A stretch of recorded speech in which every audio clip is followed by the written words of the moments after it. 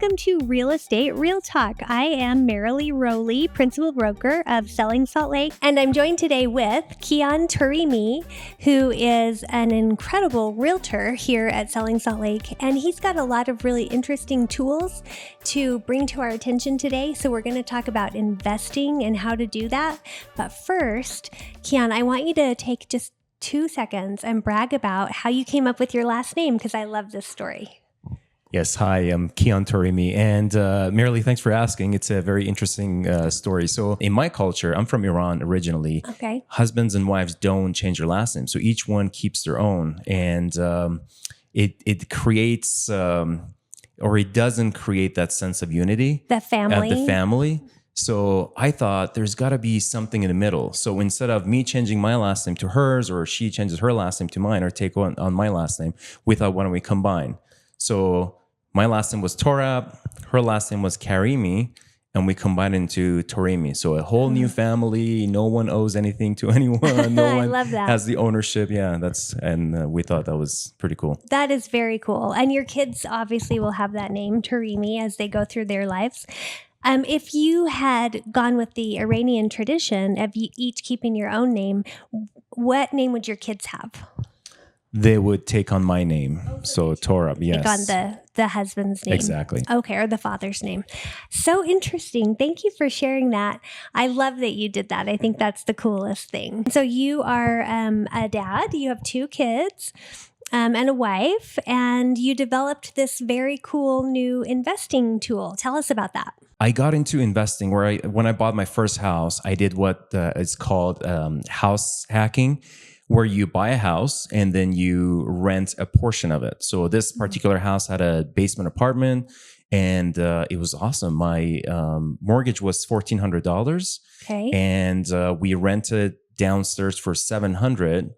And between me and my roommate, we split upstairs rent to each paying $350. So I bought a home and I was paying $350 for the mortgage. Yeah, that's amazing. And that was such a sweet taste of being an investor, you know. Mm-hmm. And then later on, I bought a house, and a different house, a bigger house with my family, and we rented that first house. So up until now, I didn't have to really understand what investing works or understand numbers. But then when I made a little bit more money, I wanted to buy another investment property. That's when I hit the wall, and I realized how hard it was. Okay, what barriers did you encounter? Just not even knowing what property is the right property to buy. Okay, right? so identifying a property, that was a problem. Exactly. Yeah. It's very different than when you want to buy a home. You go on Zillow or Utah Real Estate, and you look at the pictures, you fall in love with a house. Oh, it's great. We can raise a family here, and you go and tour it. Right. You like what you see, you buy it. Well, and a lot of times when you buy a house for yourself or your family, people rely on that gut feeling when they walk in the door and they're like, oh, I feel at home. And you really can't do that when you're buying an investment property. Exactly. For investment, it's all about the numbers, right? Mm-hmm. There is a component of that as well. You want to buy in a good neighborhood, depending on what you're trying to get out of it. But mostly it's about numbers. And I reached out to the realtor that helped me buy the other 2 houses, a great friend still today. Mm-hmm. And I said, hey, can you help me buy an investment property? And she said, yes. And I'm like, oh, sounds yes? like... with a question mark? Yeah, with a question mark. And what we did was that we just drove around and looked at houses on the MLS. We drove around, looked at them, and just randomly bought a duplex, which ended up being okay, but it was completely blind. I had no idea what I was doing. It just happened that it was in the right time where the interest rates were still low. So things worked out okay. But then I wanted to buy a next one, and I just realized how incredibly hard it was. And I thought there has to be a solution. There has to be a way where I can find a property quickly, easily, and I can do all the analysis. It doesn't take me 45 minutes to go through all the numbers and be like, not this one. Now let's look at the next one. And that's where the idea for Yubedo came up. Okay. And so Yubedo is the name of the program that you wrote, and it's online. And you have to have specific access to be able to use the program. Is that right? That's correct. So think of it as Zillow, but for investors. So instead of looking at properties based on pictures, a number of bedrooms, you say, show me properties that have a specific return on investment, or they are in a specific condition. Maybe somebody wants to just buy a turnkey property, or somebody wants to do a fixer upper.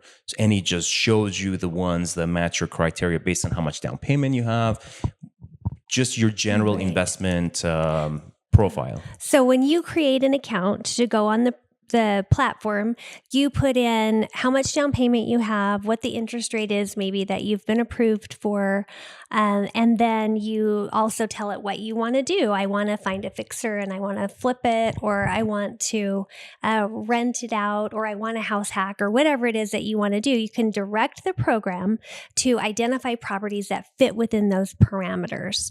So you could say, like, I want $300 a month cash flow, and I only have 5% down. And the program will say, does not compute. And Exactly. you won't be able to get that. What you just said today is impossible. Yeah, it's impossible. But yes, if you give it your criteria, then it can show you 10 options instead of 12,000, right?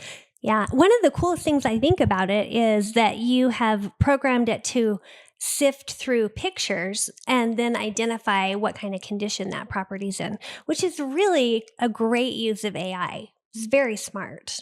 Exactly. So if somebody wants to just look at or find a property that's turnkey, they don't want to remodel, you check that box and it just shows you properties that are already done for you. Yeah. Yeah. Well, I mean, it's an amazing tool. And how would somebody who's watching our podcast be able to access it? How can the general public get access to it? Good question. So right now it's available exclusively to our clients. So if they want to use it, we'd be happy to help them. We have a team of lenders, property management companies, realtors who can help them buy the right property and then manage it. We have people that can help repair things or do even light remodeling. So we have a whole team, and this software is also a component of that the team and offering that we have. So it really sounds like you have kind of a plug and play system. Somebody can decide they want to be an investor. You can help them decide what kind of opportunity is the right thing for them at this moment. Put them into the program, identify the properties, get a lender along the way, a property management company if they want that, somebody to help with repairs and light remodeling. Like, you have the whole system in place. All somebody really needs to do is raise their hand and say, I'm interested in that. Yes, exactly. And the real difference in this platform versus what's available elsewhere and other people who help people invest in real estate is that my target audience is the beginner investor, the people who've either never done it, or just like me, they have a property that they lived in, but now they're renting it, but now they liked what happened there, and now they want to buy the next one, right? The beginner investor who is not savvy enough to understand all the ups and downs. They just have the money. They want to invest in real estate, but they don't want to deal with all the hassle, all the question marks. That's who we target, and generally all the people that I help fall somewhere in between the spectrum of, yes, we're looking for an investment property, or I know real estate investing is great and it's a great tool to build wealth, but I just don't even know where to start. Yeah. And we do that. We provide all the tools and necessary guidance and expertise to get people to get started in real estate investing.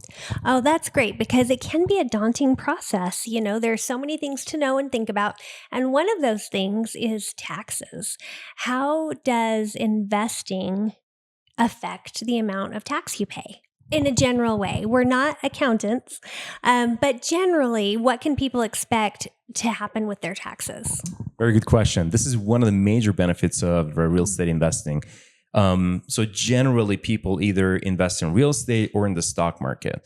The one major advantage of the stock market is that you buy it and you forget about it. You can check your portfolio on your phone if you want to, but then that's it. You don't have to think about it, do anything. But the major disadvantage is the tax implications, right? If you sell your stock or try to move it from one company to another, you owe a lot of taxes on that.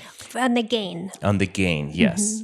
But in real estate, there are incredible tools or ways that you can delay or avoid paying taxes altogether. So one major strategy is a 1031 exchange, where you buy a property, then after a few years you sell it, and normally you owe taxes on the gain. But what you tell the IRS is that I'm not done. So you basically sell that property, and with that gain you buy another one, and then that delays your tax payment. And people can do this until the day they die. There's a thing called step up in tax bases, where basically any tax owed is wiped away for your children or anyone who inherits the property from you. Yeah. So tax deferred exchanges, 1031 exchanges, are a really useful tool, especially if you're investing and you're getting cash flow. And so you're reinvesting the gain, and at the same time, you're receiving some benefit from your investment. So that's a great way to look at investing in real property. That's a great advantage. The other advantage is cash flow that you said. So maybe if you today buy a property, there is no cash flow because of the high interest rate, or maybe there will be a little bit. But over time, as the rents go up and your mortgage amount remains at its current value, because mortgage doesn't change, then your cash flow increases. And there are many ways to minimize taxes owed on the rent that you receive, because there are a lot of expenses. There is depreciation on the property itself. And for the most part, it can cancel out any taxes owed or minimize it to a great length. So the tax benefits of investing in real estate is huge. And one of the main reasons why people invest in real estate. Right. Yeah. And it's complicated, and every situation is different. So you really do need to consult with a CPA or otherwise accountant to understand how it might affect you in your individual situation. And do you have somebody that you trust that you can refer to people to answer their questions about that? Yes. We work with tax professionals as well that we can refer people to. Okay, great. So really you're one stop and you can get all your questions answered, which is really phenomenal because, like I said before, it's a daunting process to start investing in real property. I also want to talk about how investors can really serve an important role in the community by being great landlords, because there are landlords who are more predatory and can take advantage of people who have less means and who maybe can't afford to buy but can afford to rent, and everybody needs a place to live and you got to pay for it somehow. And so good landlords that take care of their properties, keep them maintained in a really nice, livable condition, charge a fair rent, that's a really needed service. I love this. And while I can't control my clients, but generally it seems like I work with people who think the same way as well. Personally, I am friends with all of my tenants. Oh, nice. I try to build, I bought it fourplex with another friend. So there are two fourplexes next to each other, eightplex, and it has a nice yard. And I tried to add a picnic table to it. We're building a garden. Oh, I just nice. really want to make sure that the people living there feel like this is their home. This is their community. Everybody contributes. Everybody can come out, throw a barbecue, make sure they come out and, enjoy it, get to know their neighbors, and make them feel like this is their community. So it's really important to do that. Make sure that the home is maintained properly. I've had tenants that told me how the prior property management company didn't respond to them at all. They filed all these complaints. The moment we took over, this was for another client, we jumped in, helped their AC issue, good. really helped them and took care of them.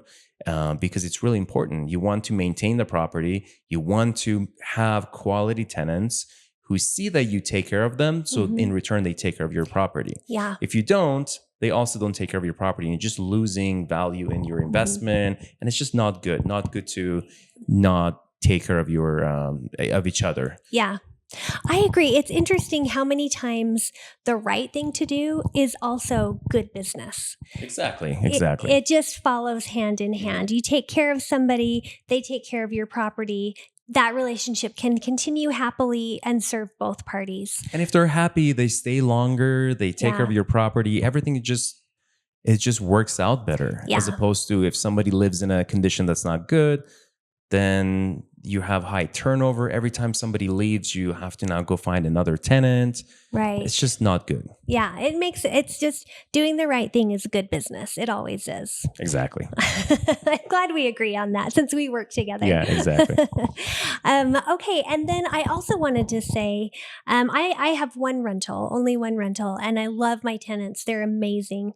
And one of the agreements that we have with them is, if something goes wrong, and you are authorized to make decisions and fix whatever it is up to $500, and we'll just, give us your receipts. We'll take it off your rent. If it's more than that, call us and we can have a discussion, but we trust you to make the right decision for the home. What do you think about that as a business practice? I love it. So I don't have that policy. I haven't told my tenants but I say, let me know. If you see a little bit of water leaking in the toilet or somewhere, don't say, I don't want to bother him, right? Just let me know. And either I'll send someone to come fix it, I'll come and fix it. Or if you know how to do it, absolutely. I've had tenants who said, hey, this thing was broken and I either fixed it or I can fix it. Do you want me to do it? And I say, yes, please go ahead. But I don't want my tenants to feel like they are obligated to fix it themselves. I just want them to feel like they should let me know as soon as possible, right? I want to take care of them. I want to make sure the property is in working condition because, again, as we talked about earlier, if something is wrong, it can just get worse and it can result in more damage to the property and an unhappy tenant. Right. Yep. Absolutely. Okay. That's good though. I'm glad to hear that you have that relationship with your tenant who is also handy enough to be able to take care of it. Yeah. It's so nice to, like we've been talking about, have the right person, be the right person, and then have a great relationship. Exactly. Yeah. Well, thank you so much for coming on the podcast today, Kian. It has been a pleasure to have you and get to know you a little bit better. And I have to say, it's a great platform if you are interested in Yubedo. And by the way, where does that name come from? It was really hard to find a unique name. And after many back and forths, we came up with the idea that investing in real estate helps you be done. I like that. With your retirement. And it's just a play on the word you be done. So Yubedo. Oh, I like that. And just so you know, it's Yubedo.com. That's right? correct, yes. But you need to contact Kian in order to get access and to get plugged into this amazing system. So we're going to put your name and email address on the pod so people can see it. But for people who are listening to it, can you just tell us your phone number and the best way to get a hold of you? Sure. My phone number is 435-200-5791. Perfect. And that's the best way. That's the best way, yes. Okay, text, great. Call. And are you on socials? Can people find you on social media? We do have Instagram, Facebook, and I believe our Instagram is YUBEDO APP, Yubedo app. And on Facebook, we're on YUBEDO. Okay. All right. Everybody, you can find Kian there. Of course, you can find Selling Salt Lake on all of our socials. And thanks for joining us today. Thanks, Camaro Holt, for producing this segment. And we'll see you next time. Yeah, thank you so much. It was a pleasure. Thank you. Bye.